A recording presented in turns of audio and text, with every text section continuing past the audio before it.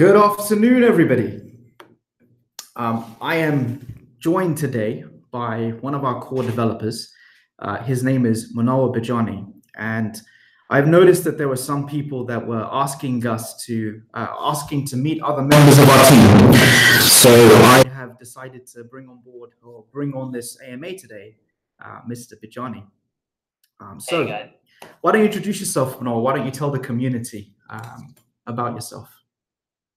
Yeah, so I'm one of the lead developers at Sparkster, and I'm actually directly involved in the blockchain project, which I'm sure everybody's familiar with by now. I hope so. and so, what does that mean? What's your role? And are you just one of the developers, or is there more to it than that? I would hope I'm more.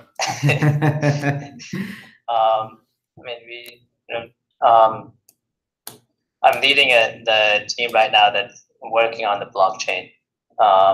So that doesn't mean that I'm no longer developing. So I'm kind of managing and doing development at the same time. Great. Okay. And it's been an interesting road. I'll tell you that much. So tell us a little bit about yourself. What's your background? Yeah. Why don't you start there? Yeah. So I earned a computer science degree back in 2014, and then soon after, I would say maybe a month or two later, I joined Sparkster. Okay, but how long have you been building software for? When did you? Yeah, how long have you been building? I've actually been coding since I was 12. I started out.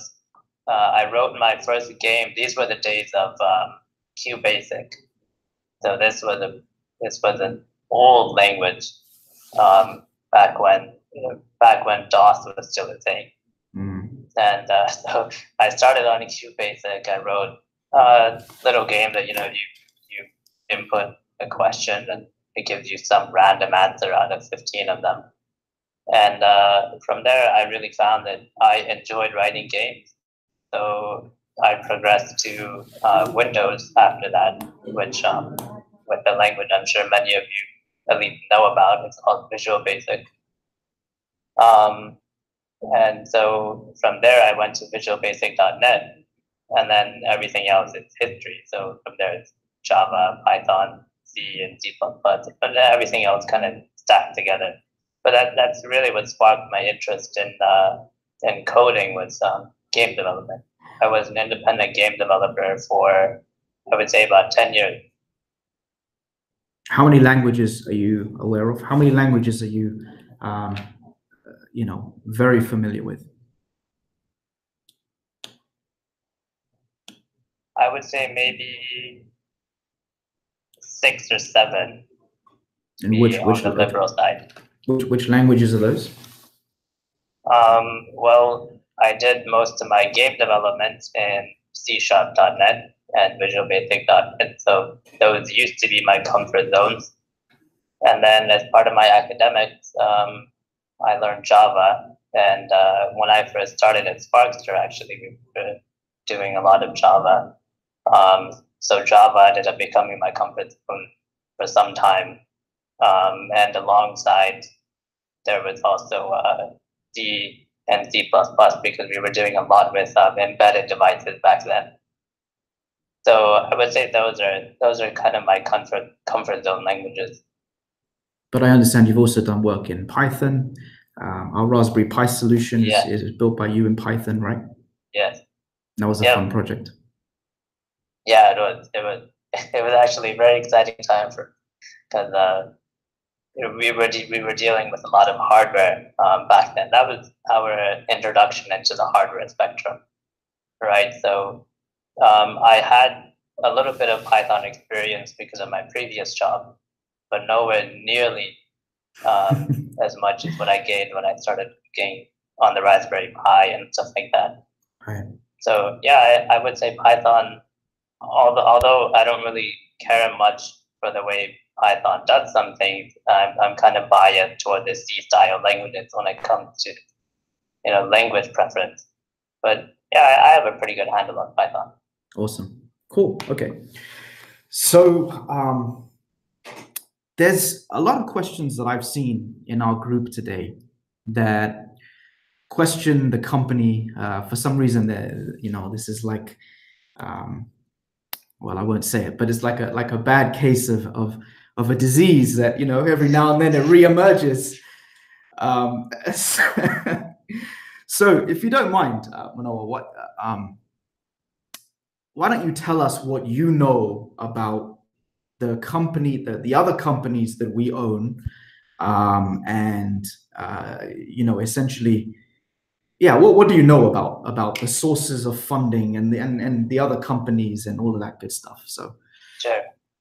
So developers are stereotypically numbers guys, right? So if something's tanking, we tend to see it, right?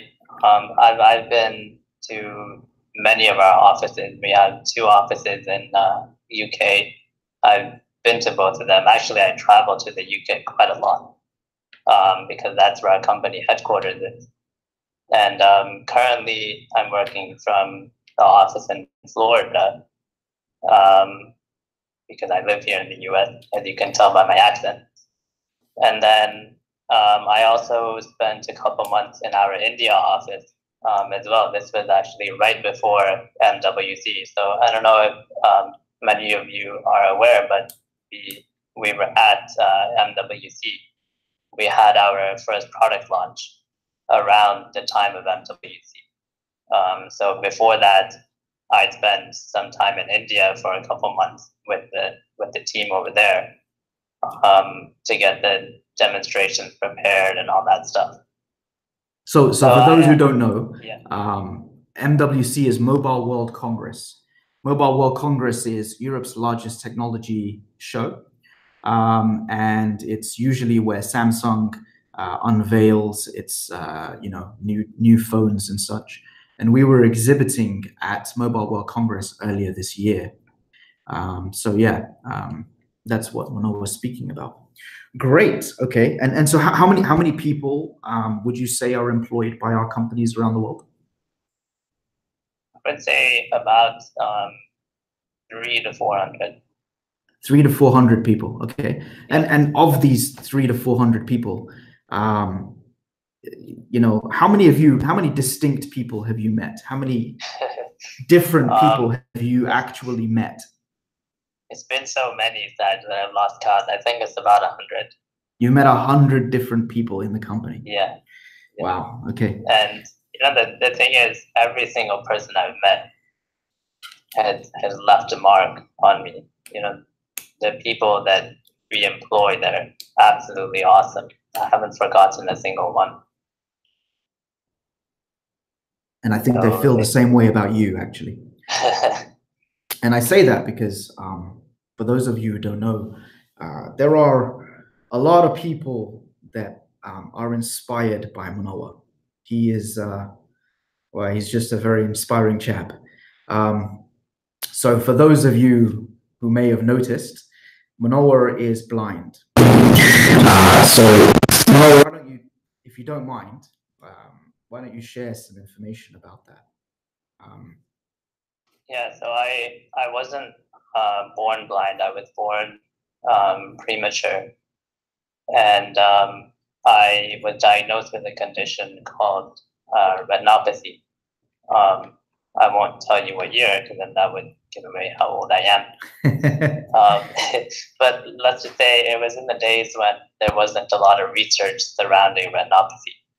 So what happens with retinopathy is your retina becomes detached from the wall of your eye. And so this happened to me over the span of 4 years. And by the time I was 4 years old, I was declared completely blind. So I've lived most of my life, without sight. Now, I do have light perception, so I can tell if it's bright or dark outside, but beyond that, I don't have any sort of sight at all. So, I know that you're asked this a lot. How does a blind guy use a computer, or code or any of that stuff? Thankfully, when it comes to the technology world, there's been a lot of progress. It started about, I would say, 30 years ago. There was a lot of research surrounding, well, how can we give access to blind people? How can we give them access to computers? Because there were a lot of people employed at this time as computer operator on DOS OS and stuff like that. And many veterans had started to go blind around that time. So there was an innovation back then that was called a screen reader. And what a screen reader does is it will read out loud what's written on the computer screen. So by doing that, you're able to hear what you type. And nowadays, there's new technology which is called a braille display. So blind people read by a tactile system known as braille, and it's a bunch of dots. It used to be hard copy paper. Now they have what are called electronic braille displays. And these braille displays can hook up to the computer and interface with the screen reader. So now, not only can a blind person hear what they're typing on the screen, they can actually feel it in braille. And so that's kind of how we use computers and stuff like that. It's all either through audible or tactile feedback. Yeah, what I can say, and I've known Munawar for a very long time, for many years, and what I can say is that Munawar is one of the smartest guys I know, and I say that working with him every day. So I'm sure you remember when I first interviewed you, Munawar, for this role. I told you, look, one of the greatest challenges we're going to have is, I'm a guy that draws pictures on whiteboards. Yeah. You remember that conversation? Yep. We had a detailed conversation about artificial intelligence and different methodologies. We talked about A*STAR as an algorithm for solving some artificial intelligence problems. And I expressed that, look, this is going to be challenging for me because I'm a guy that expresses his thoughts in pictures. What's impressive or what's incredible for me, and Munawar has an incredible story, and it's up to him if he wants to share that story. But what's incredible for me is that I don't experience Munawar to be blind, and I think that if you ask anybody that works with him, anybody that works with him, they'll tell you that this guy's not blind, because he's extremely perceptive and just ridiculously smart. So he's talking about he can feel the screen. So think about that in terms of lines of code. Munawar can, like, if you see lines of code on your screen and you scroll up and down, Munawar's doing that in his brain. Right, he's scrolling up and down those lines of code, and not 10 lines of code. He and I have had discussions, and he's able to scroll up and down in his brain hundreds of lines of code. And that's what I mean by this is, the smartest guy I know. And it's my distinct honor to have Munawar on my team. And he knows how I feel about that. Thanks, Daz. Yeah, it's true. Okay, so let's jump into some questions. So you're developing Sparkster's blockchain, and before that, you were developing the no-code platform, right? So tell us, where are we at? Where do we stand with this platform, the blockchain that we're building, the decentralized cloud? The blockchain. Well, the decentralized cloud in general. Where do we stand with the decentralized cloud in general? In terms of where we are as a team, right? Yeah. What's our current progress? So yeah, I'm really happy to report that the testing is going extremely well on the system. We've completed major development on the systems. Now it's just minor tweaking and stuff like that. So we're in a very good position to hopefully roll out some sort of demonstration pretty soon. Very good. So you're saying that software development has finished. Well, that's a subjective term, right? Because in the developers world, software development never finishes, right? But I am confident enough to say that we are at a point where we've begun rigorous testing on the system, and we're right on track with everything that needs to be done. Agreed. Okay, wonderful. It's always a risk to say that we're finished. We're never finished. Yeah, absolutely. Yeah, even Vitalik would say that, right? Ethereum isn't finished. But nonetheless, major development has completed. We are in the internal testing phase. Yeah. Right. Wonderful. So tell me, what's your favorite part of what we've built in Sparkster's decentralized cloud? I would say the way everything is truly decentralized in our network is phenomenal. For instance, there are other blockchains which have employed a system of voting to determine who gets the which number of nodes gets the final consensus and all that stuff. We've completely automated this, right? So we've taken out the human factor in the voting process because we know that humans are biased, right? At the end of the day, if you let a number of people vote, well, everybody's going to vote in their best self-interest. So we thought, okay, so let's take out the human factor, right? How about a machine votes for itself? And I think that's really what blows me away with the blockchain, that it's got no human intervention at all. I mean, it's kind of scary, but it's awe-inspiring kind of scary, right?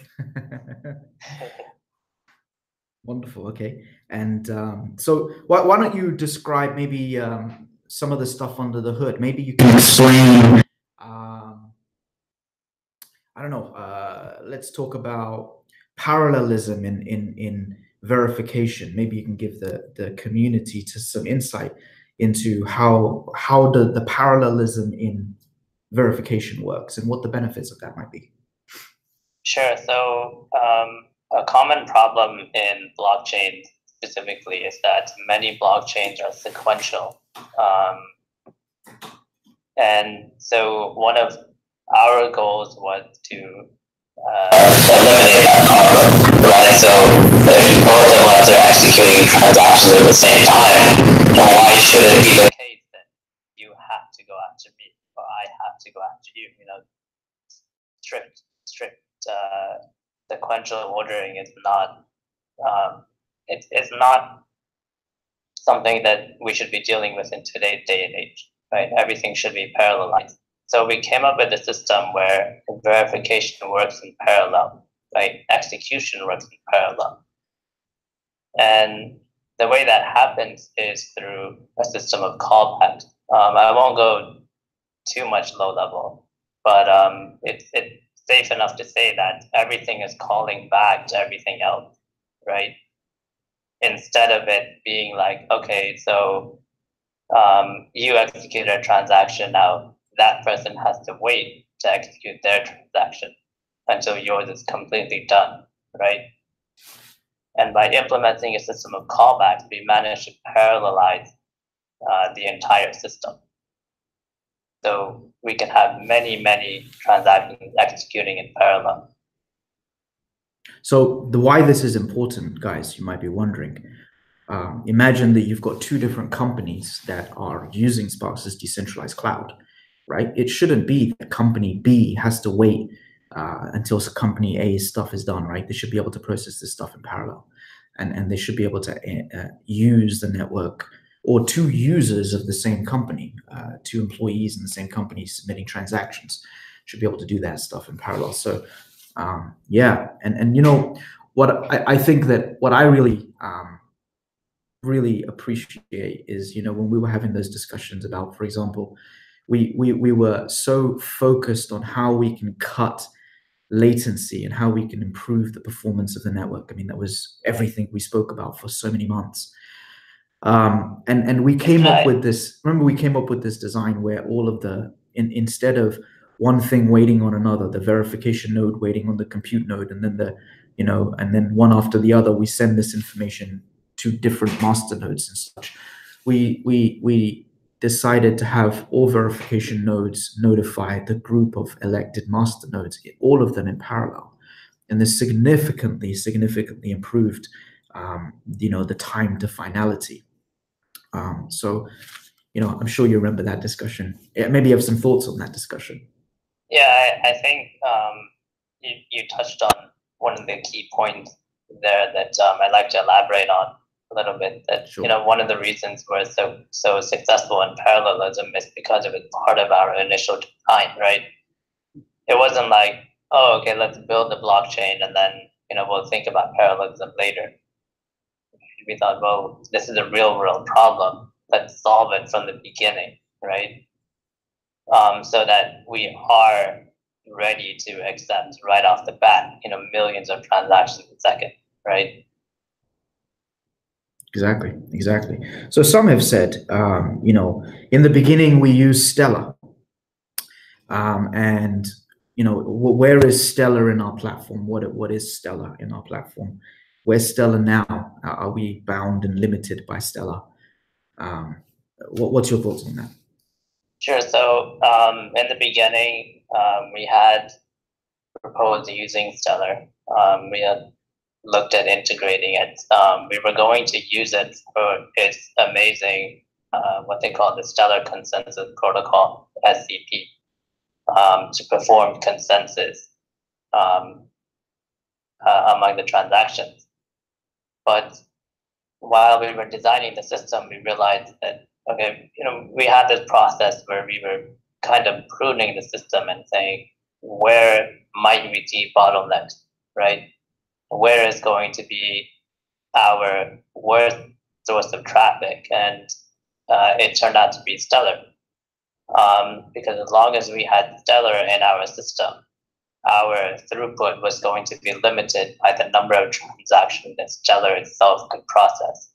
So eventually we eliminated Stellar, so we're no longer using Stellar. We're completely an independent code base. We have no remnants of Stellar at all. Yeah. And we just went with our own system. Yeah. So the testnet. So to briefly answer your question, we don't have Stellar in our platform anymore. Yeah. I mean, the demonstrations that we did were based on Stellar, and we were showing 1,000 transactions a second per cell, right? But you can think of this as almost like, you know, if you can think of this like paper mache. I don't know if this is a good example or not, but you can think of this as, you know, the structure of your paper mache or whatever you're building. If you're building a face mask in paper mache, you know, there's something underneath it. It might be a balloon, it might be whatever it might be. And then ultimately you can remove it, you know, once you've built what it is that you plan to build or whatever. And that's kind of like what Stellar was for us. It was a place to begin building the core components that really add value to what we're working on, the problem we're working on. But when we got to a point where Stellar was a limitation in terms of throughput and performance, we ripped it out. So, I mean, if I can say something to that quickly, I was very impressed by Stellar, by the way. I just thought I'd throw that in there. Yeah. Absolutely amazing product. Sure. So what do you see as some of the biggest challenges, or what have been some of the biggest challenges?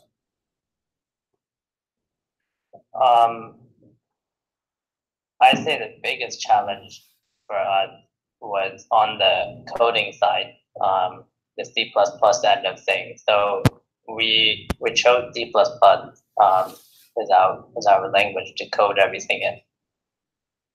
And C++, it's a very low level language, right? So you have to do a lot of things manually.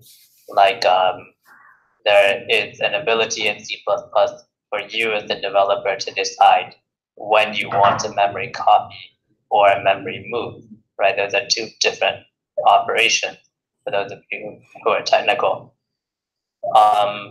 So a lot of the challenge came in, okay, when do we decide to do a memory move versus a memory copy? When do we use just regular random, right, to some area in memory? And those decisions really will enhance or degrade the performance of your program. So we had to make those decisions extremely carefully. We had to look at the code base as a whole and say, okay, do we really need a memory copy in this one line of code because of things that happen further down the line, right? So we had to look at the code base in that kind of perspective. I'd say that was the biggest challenge for us. Great. Okay. So why choose C? I mean, if it's so hard, why choose C++? I mean, if it's not. It sounds like it took a lot longer to do things in C++ than it would, for example, in a higher level language like Java or something else, right? So why choose C++? Correct. It does take a lot longer to do something in C++ versus Python or Java, because at the end of the day, C++ is not meant for what's called rapid application development, or RAD.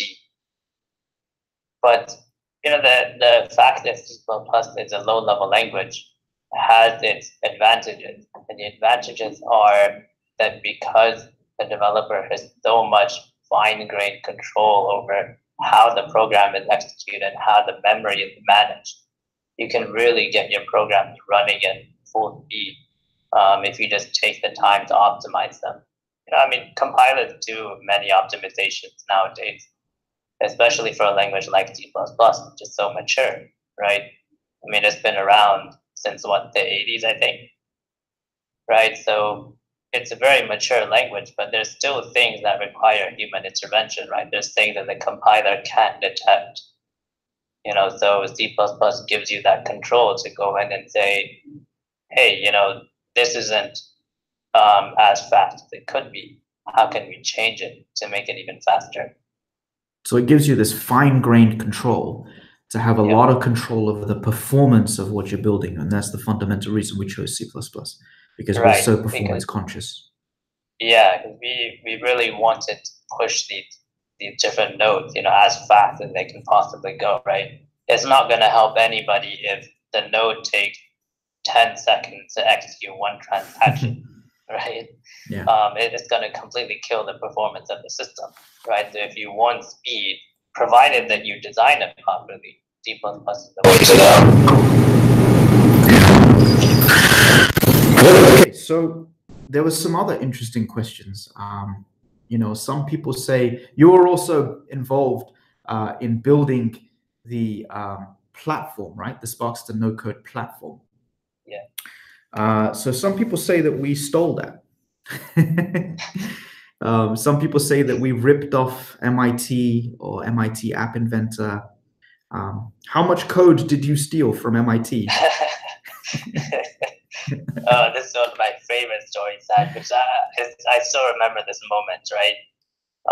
It was when I was first hired around that time. We had come to know about MIT Scratch, right? We looked at their what they were doing. It was absolutely amazing that they were able to teach kids how to program, right, using blocks. So then, as with everything else, a few of us got locked in the boardroom, and we thought, there was a boardroom and a whiteboard, if I remember correctly, right? That's how many of our ideas come around. So we thought, well, if the kids can program, if the kids can be taught how to program games using just nothing but blocks, right? Just drag and drop interface. Why can't we do the same thing, except now we're allowing people to build full-blown programs just by doing nothing but dragging blocks around. And that's how the idea for our project came around. Yeah. Okay, so just to reiterate that, right? So MIT app and MIT Scratch that we looked at that point in time enabled kids to build games, and we took that idea of kids building games and said, why can't people build full-blown software, right? So I'm going to ask you directly, how many lines of code have we borrowed, taken, copied from MIT? It's zero. Zero. Okay. Yeah. So when people say that, well, Sparkster's no-code platform is just MIT App Inventor, No. What do you think about that? It hurts a little bit, in all honesty, because they're taking something that we built. Were we inspired by MIT Scratch? Sure.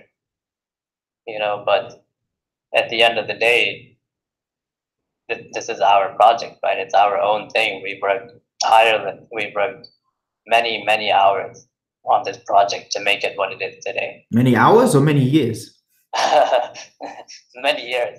And that'll go into decades pretty soon. Yeah.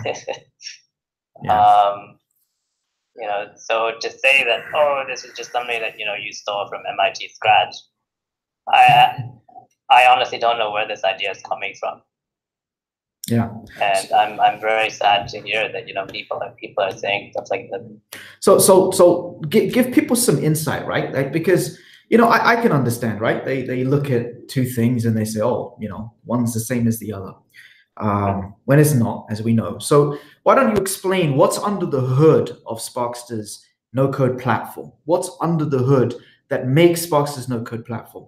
What do we mean by build software? Like, what does enterprise software mean? What are some of those components that we built, that you built, and what do they do? Sure. So when you build an application, our platform, we give you many things for free. Like we're business grade. Enterprise grade. We automatically scale your application based on the number of users using your application and stuff like that, right? And we do all this by containerizing your application.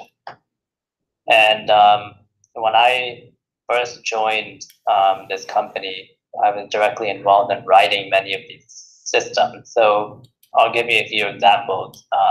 When there's an event that goes through the system, for instance, it travels through what we call event fabric.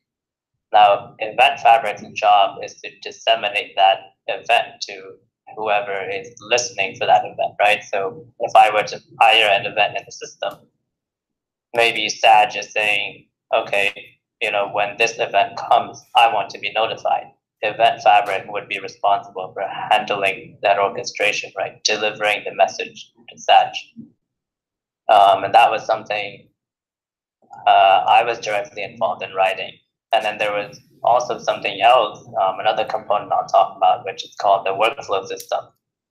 Can I stop you? Can I stop you? Yeah. Because there may be some technical folks listening to this, and they'll be like, so what? Well, what's this guy talking about? This is like Active-MQ, RabbitMQ. This is what they do. Did you just stick in some MQ, or did you stick an MQ? Did you build this from scratch? And like, what's the difference between our event fabric and for example somebody else's messaging system?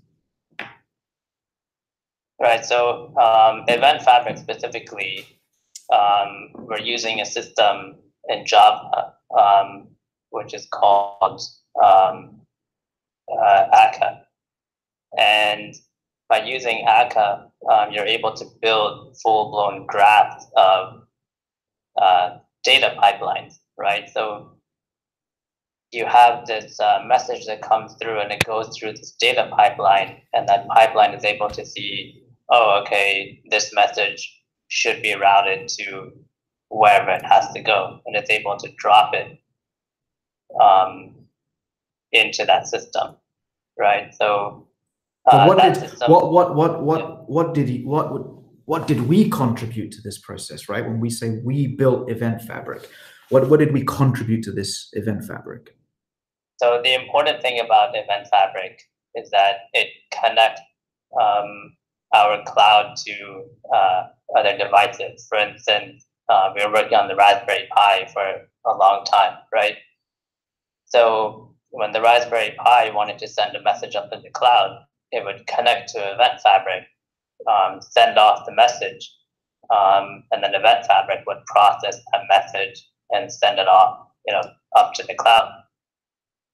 So its job is to handle every single event that comes through a system. So an event in this particular case would be, for example, the temperature is 20 degrees, right? And maybe you're sending that event of the temperature being 20 degrees, every 10, 20 milliseconds, right? That's, right.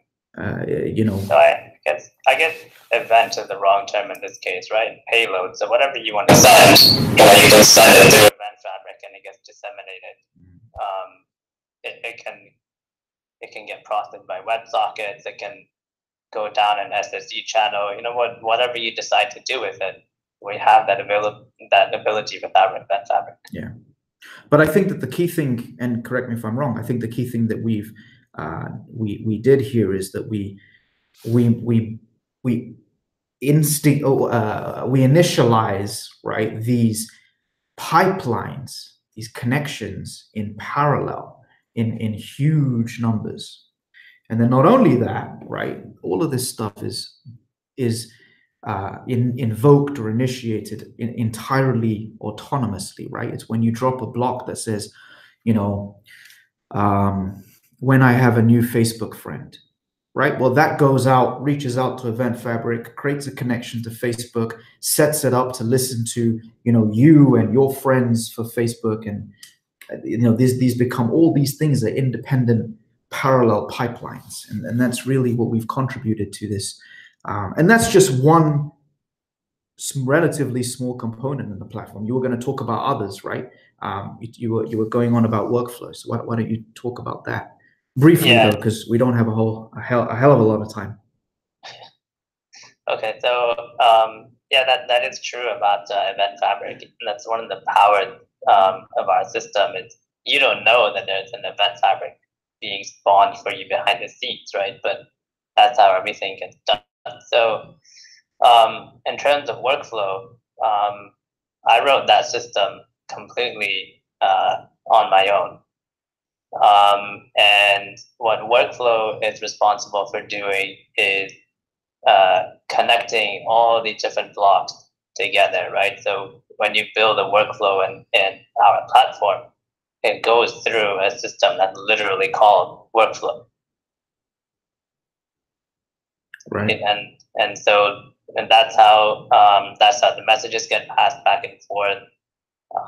The workflow is responsible for keeping track of the data as it moves along. And the important thing about the workflow is that it's completely asynchronous, right? So again, here we see more parallelism, right? The workflow can also operate in parallel. I'd say that parallelism is part of our DNA at this point. Yeah. And that's why we've brought ideas of parallelism to the blockchain. Agreed. Right. Okay. What's Symphony, Munawar? Symphony. Now, another I don't know if you know this, but people say that we have this failed, a company that we hide under the table called Symphony that we're very afraid to talk about. I don't know where these conspiracy theories come from, but I will ask you, what is Symphony? It might be interesting for me to check out the YouTube comments every now and then. You'll find them entertaining. Say again? You'll find them entertaining. So Symphony is what we were known as before. We rebranded into Sparkster. Mm-hmm.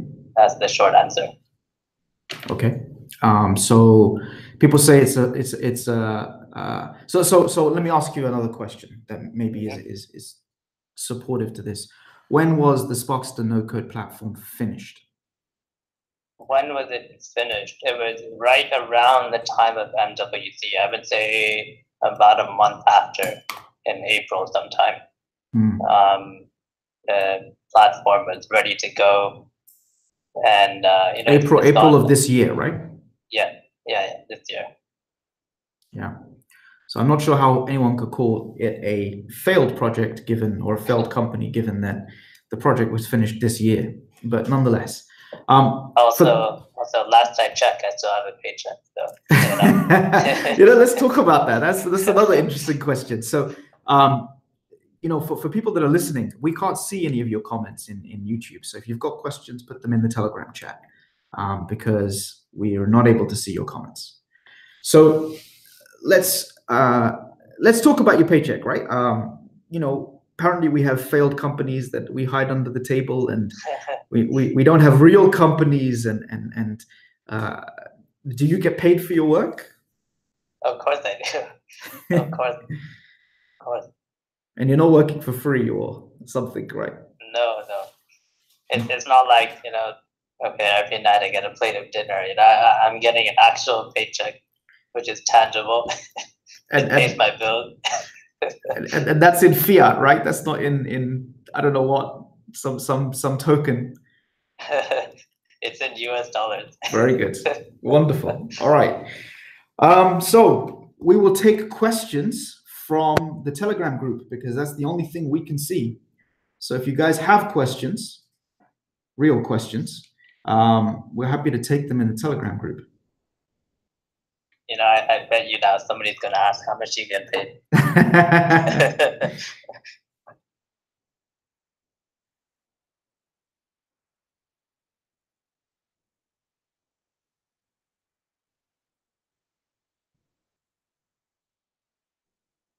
Waiting for questions, guys. Anything you want to say, Munawar? Why don't anything you want to tell the community about yourself or about us, or anything you want to talk about while we wait for people to put their questions in the group? Yeah, this is the first time I've ever ever addressed the community, and it's a great honor to be doing so. I want to thank everybody for being our support. Honestly, a lot of this couldn't have happened without you guys. And I mean that. I mean, I'm on the development team, right? So I see your support directly impacting us. It raises the morale of the team. It continues to help push us forward. So I wanted to give you guys my personal thanks for that. I'm sure they're grateful to you too, Munawar, as am I. Thank you, guys. Yeah. What do you like about working at Sparkster? I shouldn't make an assumption there, right? So do you like working at Sparkster? And if you do... You put me in a tough spot. I think the question should be, what don't I like, And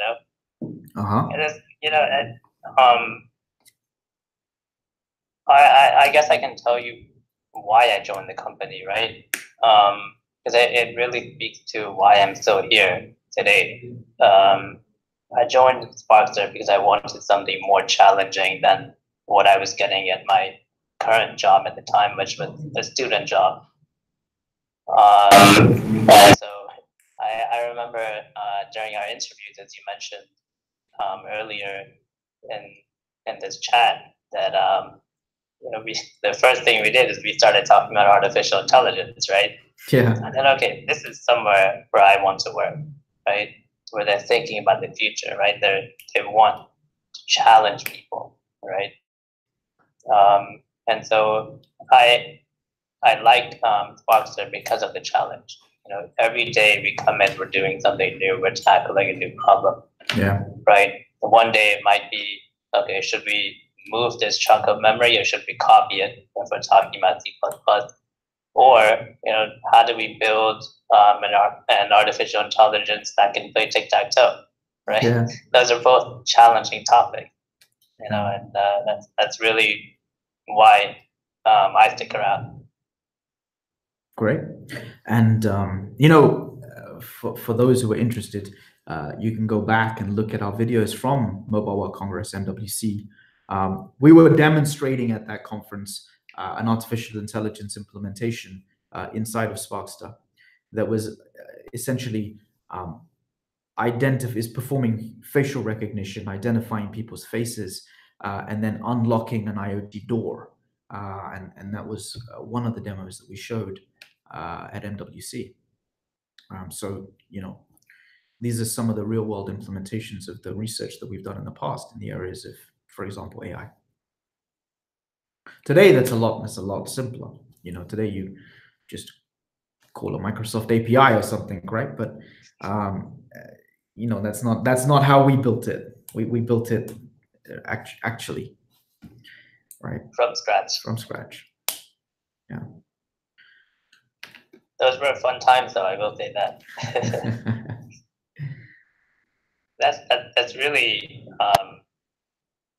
interesting thing about being a software developer. I'd say mostly is if you're in the right company, you're being challenged every day to do new things outside our comfort zone.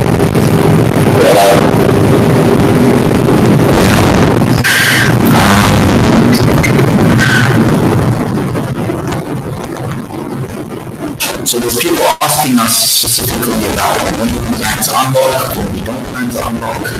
We've covered unlock conversation extensively.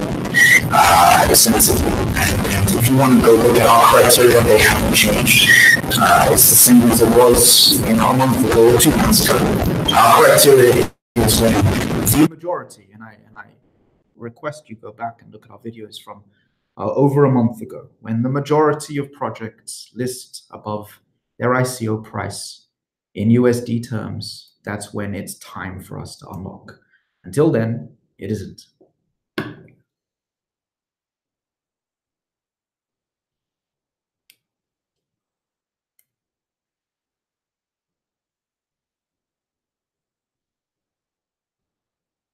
What do you see as what impresses you, or what do you see about the future of this this decentralized cloud that we're building? You told me a few days ago that it blew you away. So what blows you away? What's your thoughts on that? Like, why does it blow you away? Our decentralized cloud specifically. Yeah. I think when I look at the future, what value we bring to the world of blockchain, the first thing that comes to mind for me is IoT, which for those of you guys who don't know is the Internet of Things. And the idea of Internet of Things is that everything eventually will be somehow connected to the internet, right? Many of you might argue, well, that's already happening today. And that's true. We are on the brink of that, Now the challenge with IoT comes that, okay, suppose I have a temperature sensor which has Wi-Fi capabilities, right? That temperature sensor is able to send data across the Wi-Fi connection maybe every 5 milliseconds or so, right? The fact that our blockchain can handle data that's coming in that fast is phenomenal to me.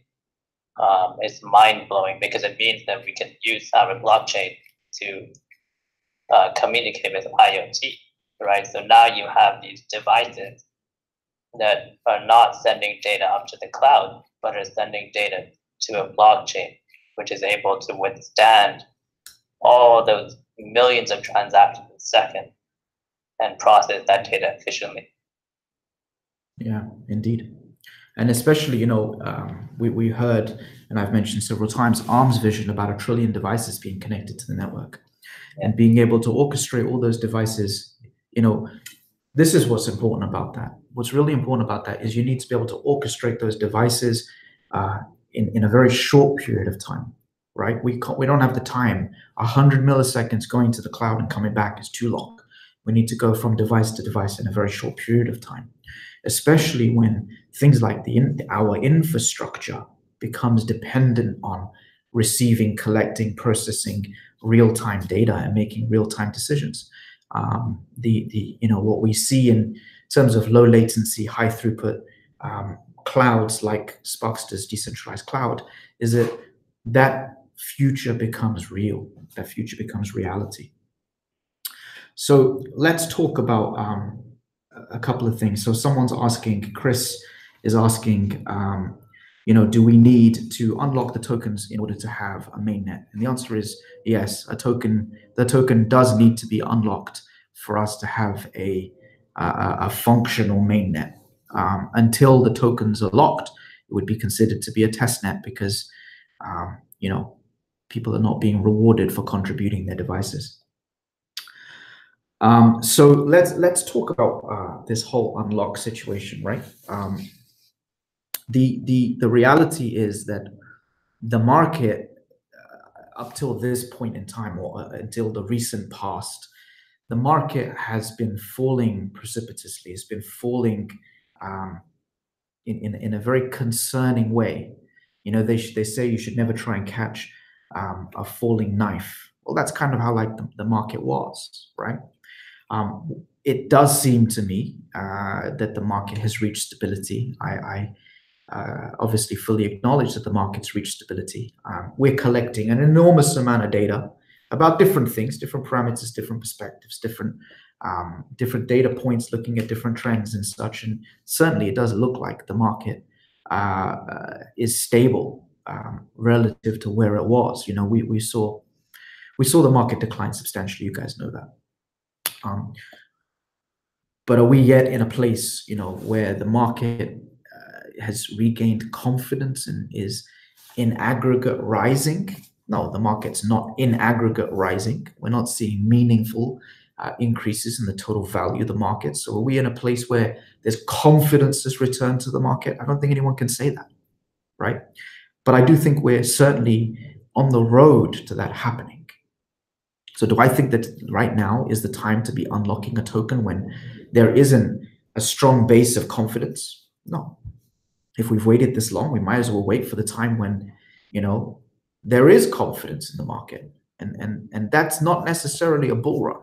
It's confidence, right? But I don't think we're yet at a place where confidence in moving, in progression, in the rising of the market has yet returned. While there are a few coins that are, popping out of where they are, and the market overall is stable, not rising. Okay.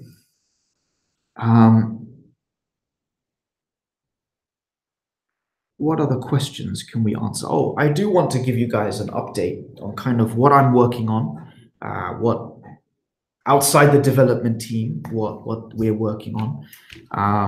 We are doing what we said we would do, which is we're working very hard, following up with the ARM team, working with the Cambridge team. We're currently talking to the contract negotiation team at Cambridge, and we're working through the details of our contract with them, or what will be the contract with them. I had a phone call this week with ARM Research, very, very meaningful phone call with ARM Research this week. We're looking at areas of mutual research and mutual interest and such. So more to come in this regard.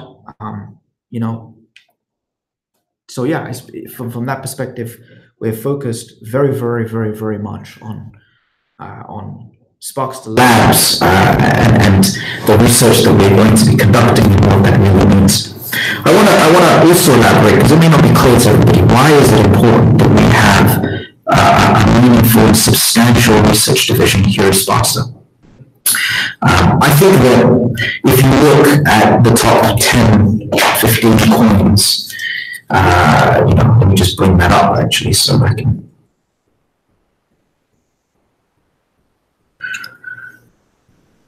So, for example, Bitcoin, Ethereum, Ripple, Bitcoin Cash, EOS, Stellar, probably Cardano, although I'm not sure, Monero, IOTA, Zcash, and many others. These are coins that I'm personally familiar with their research, and Munawar obviously and our team is familiar with their research. We're familiar with their white papers. With what I would say is that what makes these coins the top, what in my opinion, one of the core factors that makes these coins the top 12 coins or whatever, is the research, is the fact that they have published academically critiqued or peer reviewed, as it's called, research. And that's a critical component in building a meaningful and substantial entity and organization. So why is research important? Research is important because there are many challenges that lie ahead. We're coming live with a product at the end of this year that demonstrates our ideas, right? But is that the end of the road? Absolutely not. There's many more challenges, there's many more opportunities for us to push forward, many more problems to solve, new ideas on optimizations and such that we need to be investing in. And so Sparkster Labs, from that perspective, is a crucial investment from our perspective, simply because it's the gateway to being a substantial enterprise. So I'm not seeing very many other questions in the Telegram group. Maybe I'm missing them.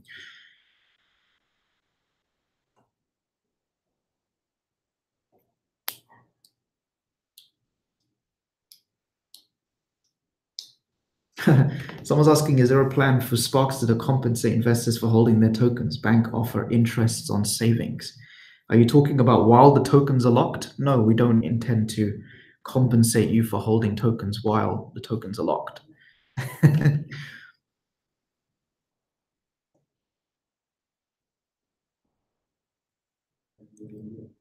Let's leave it there, guys.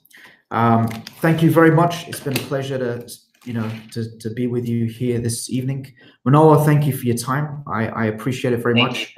I know I took you away from stuff you were doing, but I appreciate you being with us, and I'm sure the community do too. Thank you, everyone. We'll see you next time. All right, take care, guys.